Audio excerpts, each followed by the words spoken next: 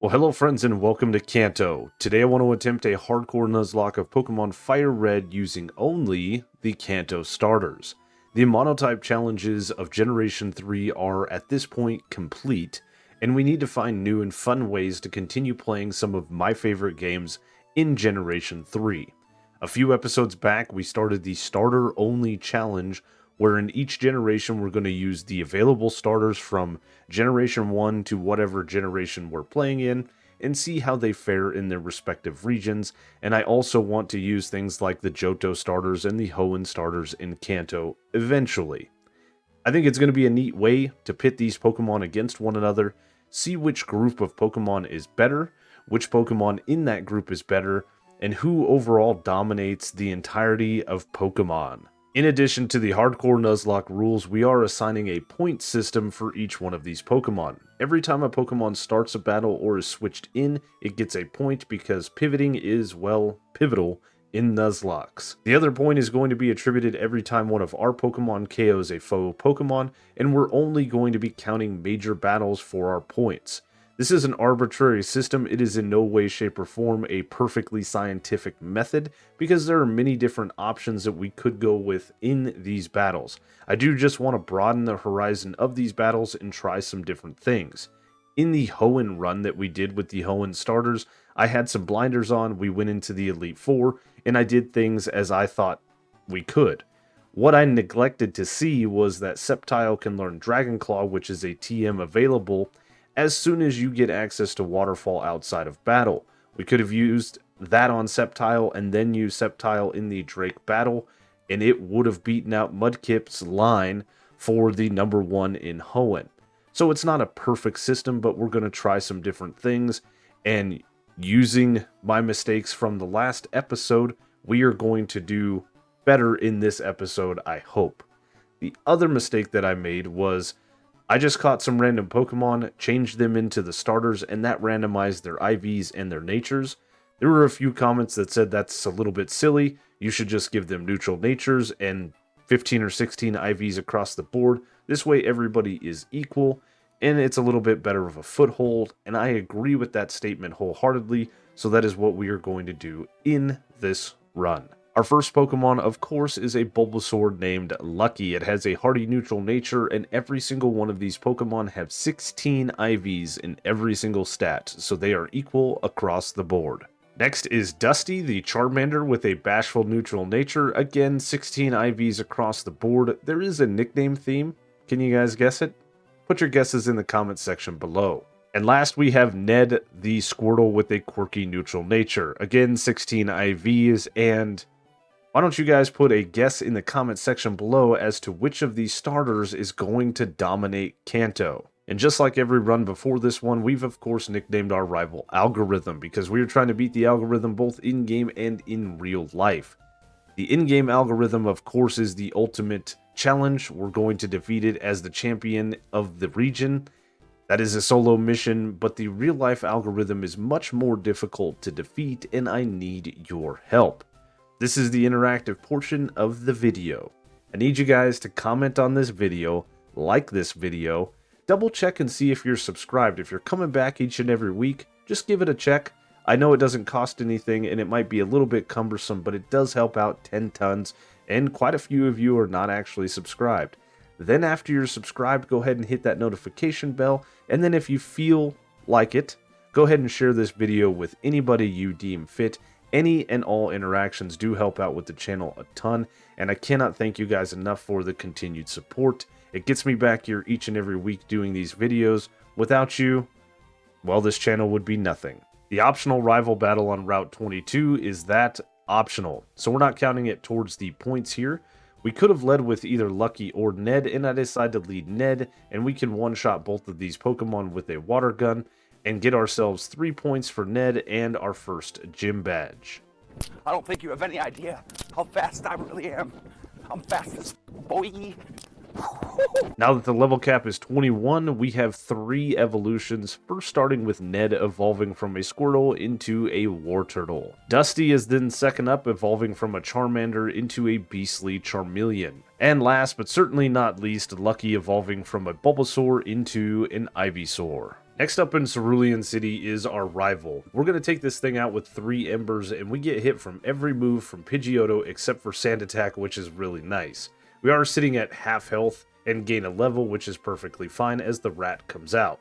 We burn it, so Tackle doesn't do much, but it does use up the Oranberry that we held just in case.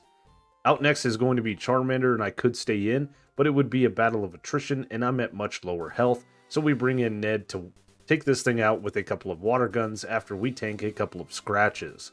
His last Pokemon is Abra. I might as well get lucky out there for a couple of points. It really doesn't matter who we send out as the Abra is completely free and a couple of Vine Whips takes it out. Next up is Misty, and this is why we didn't use Lucky against Brock. We do tank a Water Pulse, and I do have a held Person Berry just in case. You can find it outside of Mount Moon.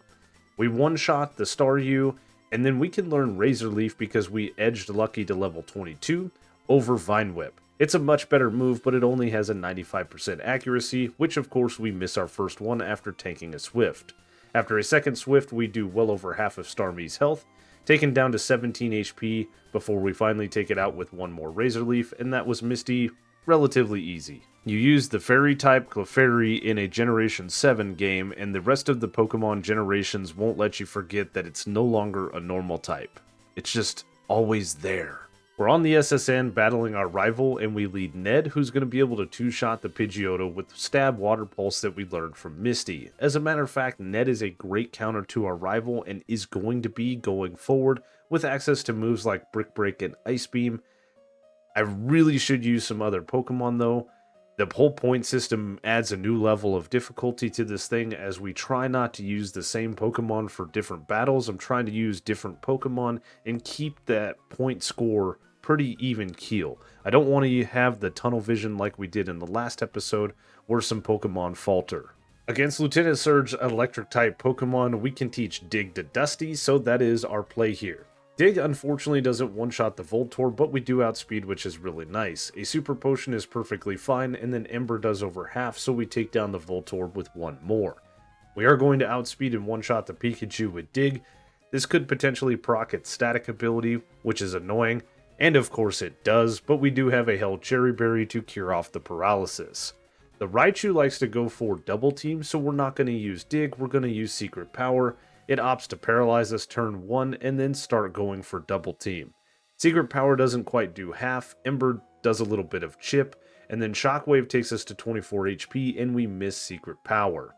So we need to swap and we bring Lucky in on a Shockwave that doesn't do much. We resist it, it resists us, so Shockwave's not doing much. We connect with a Leech Seed, which is very nice, healing us up and doing some decent chip damage, and then Razor Leaf connects, winning us the 3rd gym badge. In Rock Tunnel, there's a move tutor on what I believe is like the 4th floor that will teach Rock Slide. Dusty is the only Pokemon that can learn it, and it is a very important move for this Pokemon to learn, as it is a quad super effective move against our rival's eventual Charizard. It's a super effective move against his eventual Gyarados. It's just a great coverage move. The 90% accuracy does suck, but we're going to teach it to Dusty and then get out of Rock Tunnel. In Lavender Town, the linear progression of the game kind of forks. We are supposed to go to the Pokemon Tower, battle the rival, climb to the top, and realize that we need the Silph Scope, but since 1998, we don't do that. We know better. Let's just go straight to Celadon, get our hands on the Silph Scope, battle some trainers, the Rocket Hideout, all that stuff. There's a bunch of things to do.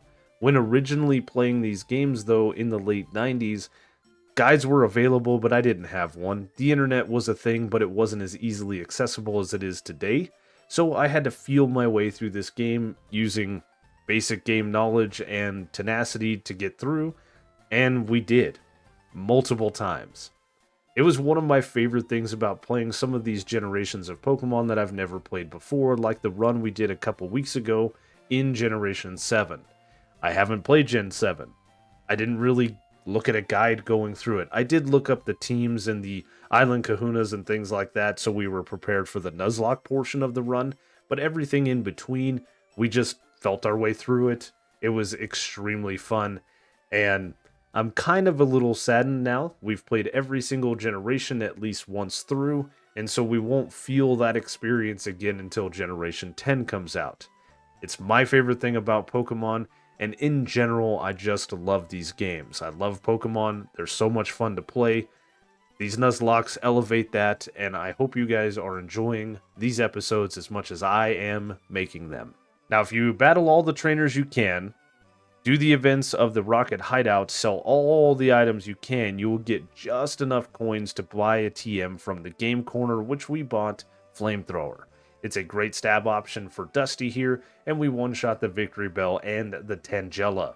Vileplume comes out and we don't quite one-shot it, but it misses a Stun Spore, which is perfectly fine. A Hyper Potion fully heals up the Vileplume, and then we one-shot it with the Flamethrower because it was a range. We're now back at the Pokemon Tower, and we have to take on our rival. Our newly learned Rock Slide takes out the Pidgeotto. We are a fair bit over-leveled as well, but his newest Pokemon is Gyarados. Right now, this Pokemon doesn't have any water moves, but it is going to be a Pokemon that we are going to battle multiple times going forward.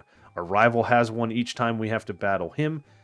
Lance has one at the Elite Four. We've got to formulate a plan for battling that Pokemon because none of my Pokemon can actually learn Electric-type moves. Ned can learn Ice Beam, which is neutral damage. Lucky has Grass-type moves, which are neutral damage. Dusty is the only one that has a super effective move, but we are weak to water, so we're going to have to put together a pretty good plan. After completing the Pokeflute quest line, the game really opens up. We need to head to Fuchsia, and there are two ways that we can go, Cycling Road or Route 12.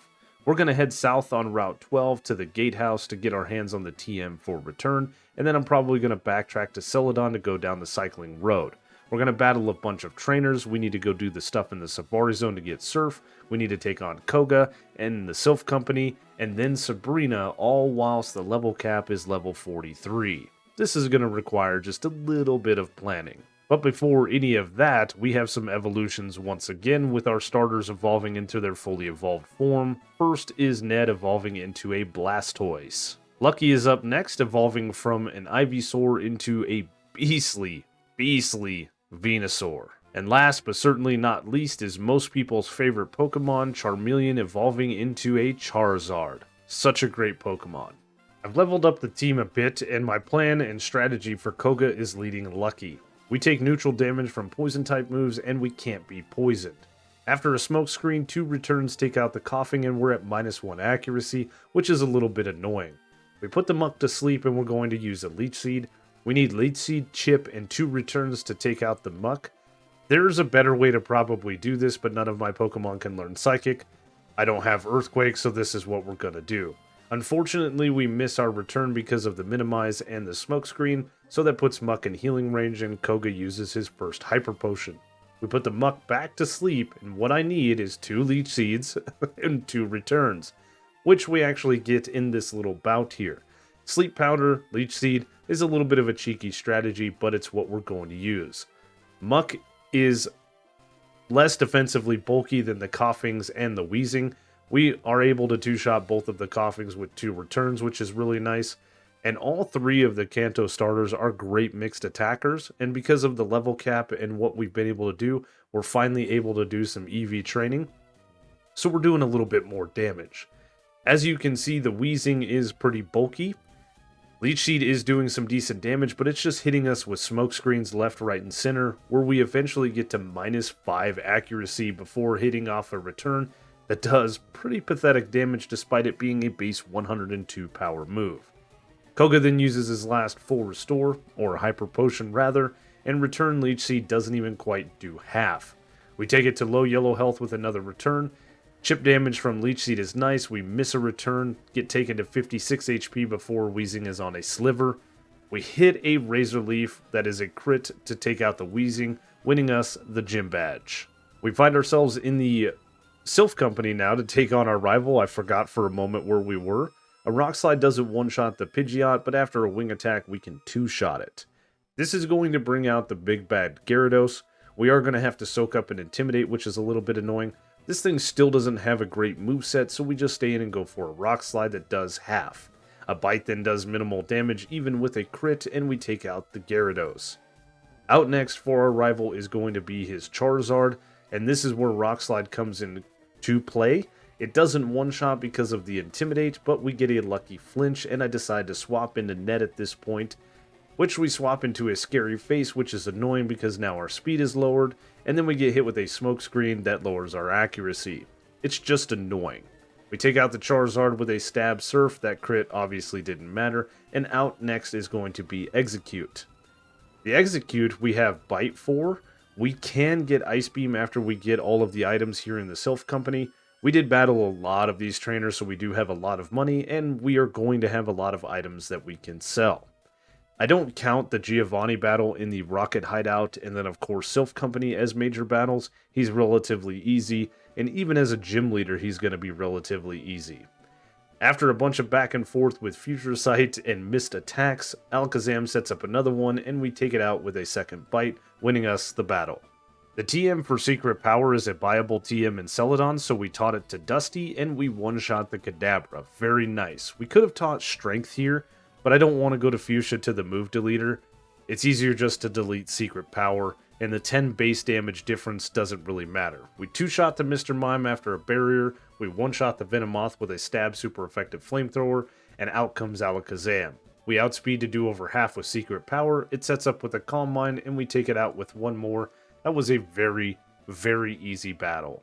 A hop, a swim, and a trek through a dilapidated mansion later, we find ourselves at one of the easiest gym leaders for us to take on, considering we have a Blastoise, Stab super effective Surf, and we outspeed every single one of his Pokemon. We are just literally going to click A 4 times, one-shot all of his Pokemon. Dusty could have done this battle as well with Rock Slide, but the double Intimidates would have been a little bit annoying, and of course Lucky, we're not sending in against a bunch of fire types. Lucky is going to be the lead against Giovanni and his team. We set up the Sun, and then we get an Earthquake from the Rhyhorn, which is random. Normally it likes to go for Scary Face, but we can take it out with a one-turn Solar Beam after that. That is Quad, super effective, and Stab. We actually outspeed the Doug Trio and can one-shot it with the Solar Beam as well. Next up is going to be the Nidos, whatever. People don't like the way I say Nidoqueen. We do actually one-shot the Nidoqueen. Nidoqueen seems wrong to me, but Nidoqueen seems wrong to you. You should comment about it. The Nidoking goes down as well. His last Pokemon, of course, is a much higher level Rhyhorn. I don't want to set up the Sun again. We get tagged with a Scary Face and then one-shot it with a Quad super effective Stab. Solar Beam. Just before heading to the Elite Four, we have one more rival battle. We lead Ned against the Pidgeot with Ice Beam to one-shot. Execute comes out next, and it is also one-shot from Ice Beam.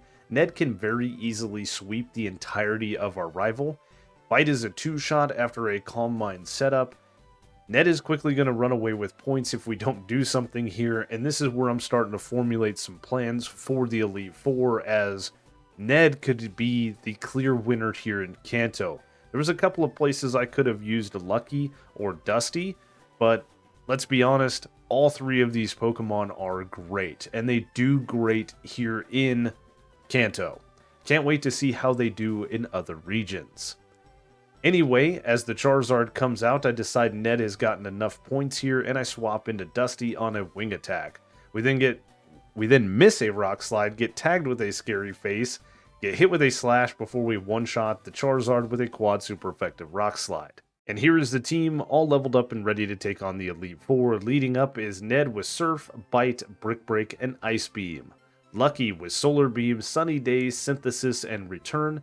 And last but certainly not least is Dusty with Flamethrower, Brick Break, Rock Slide, and Aerial Ace.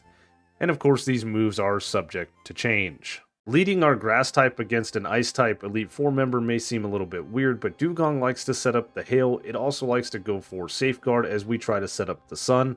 We do also survive a critical hit Ice Beam from this Pokemon, so we were never in any real danger, and most of her Pokemon are Ice Water type, so Dugong goes down to a single Solar Beam. Her definitely Ice type Slowbro goes down to a single Ice Beam as well. Her Lapras is going to be out next. We do outspeed every single one of these Pokemon, and we do one-shot even the Lapras with Solar Beam. I'm stepping on my words there. Her Jinx is not a Water type, so it's not going to go down to a single Solar Beam. It's either going to go for Lovely Kiss or Attract. We get Attract, which is great. Lucky does not believe in love, which is even better, as it knocks out the Jinx with a Return. Beautiful.